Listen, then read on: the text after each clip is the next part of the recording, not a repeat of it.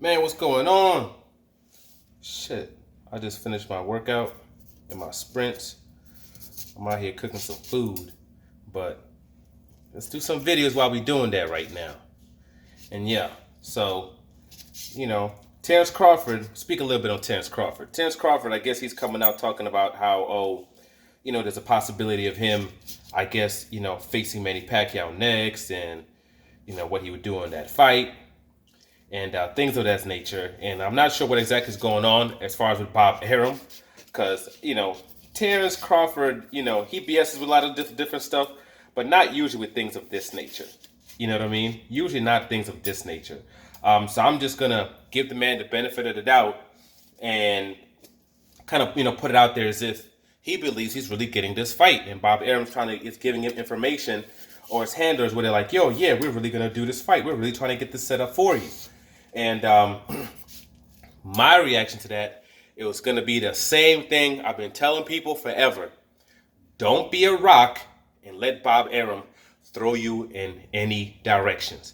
For those who don't know what that means, Bob Arum once said, fans are like dumb rocks that you can throw in any direction. So don't be one of those rocks when it comes to Bob Arum. That fight is not happening.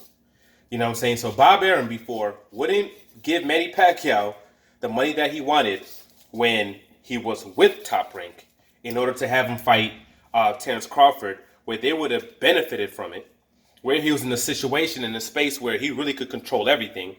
He wouldn't do it then.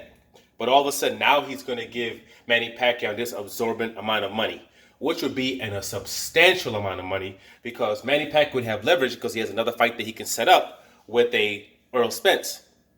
You know what I mean? Or he can just fight somebody else and then end up fighting Earl Spence. Or he could fight Danny Garcia. He could fight Mikey Garcia. He has people that he can actually fight and make a substantial amount of money with.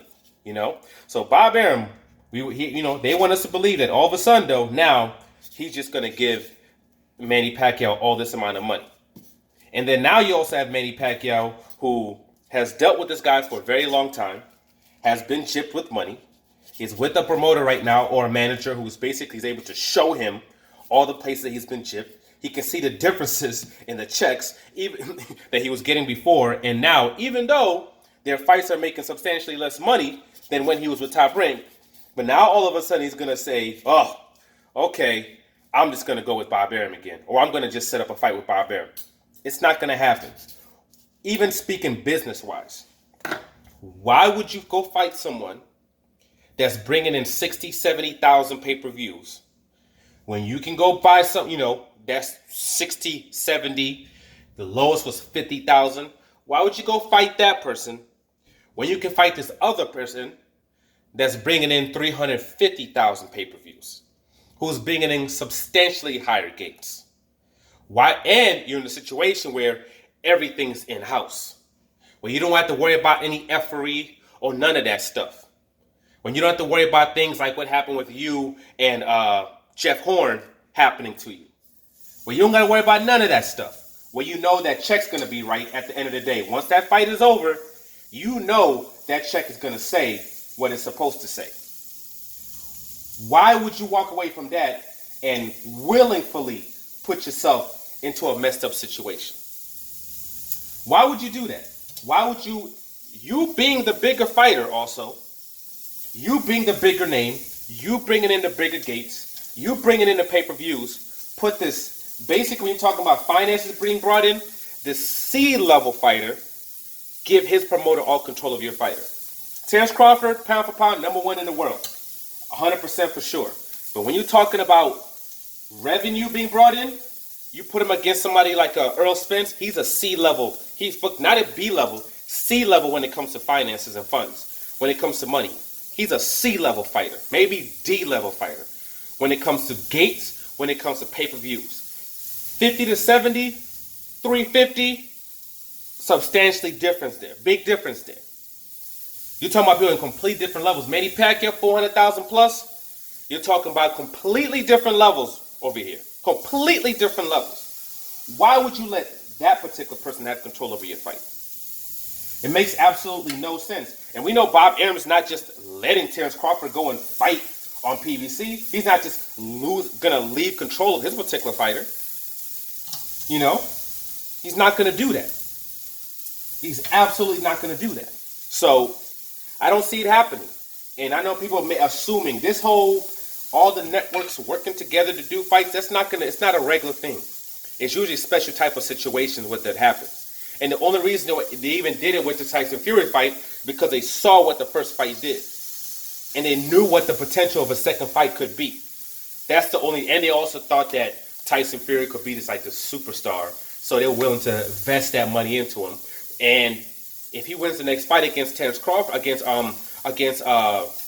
Deontay Wilder, then yeah, that's going to be a good investment for them. If it didn't work out, so what? He wasn't even their fighter. It's somebody that they bought into in order to get that particular fight. That's why they got him in the first place, to get that fight, to get these two fights. You know, because I know people look at, oh, Tyson Fury made this. No, he didn't. Bob Arum, Top Rank, they bought into that fight. They bought him, so they gave him upfront money. So later on, when all those big checks came, Bob Arum and Top Rank got a huge portion of that.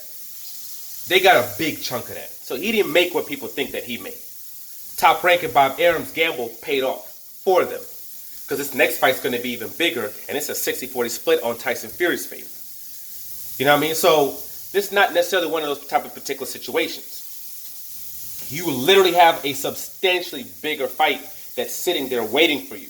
So I can see Manny Pacquiao taking a lesser fight while Errol Spence takes on a Danny Garcia, where then Manny Pacquiao can make a fat payday, maybe against like a Mikey Garcia or something like that, and then after that, he can do a unification against Errol Spence. I can see something like that happening. But for him to have two options, same level risks, it's not like this risk is higher than this risk. With somebody like a Keith Thurman, you saw Keith Thurman look like complete dog-ish against Lopez. You know what I'm saying? We saw him look like complete dog-ish. We seen him almost get stopped.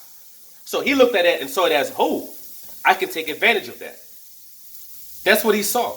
Just like Ricky had after he got knocked out versus, I guess, stopped by Floyd Mayweather. Just like Mosley after he lost to Floyd Mayweather. Just like he never wanted to fight Marquez until after he lost to Floyd Mayweather. He wanted to fight Cotto after he lost to Margarito. Weight at a lower weight with a rehydration clause. He plays his game. Yeah, I'll fight Oscar De La Hoya after he lost to Floyd, but I'm going to fight you at 147. I fight a weight class that you haven't fought in over a decade. Stuff like that. So he saw this. He said, ooh, out of all these guys, that guy's vulnerable.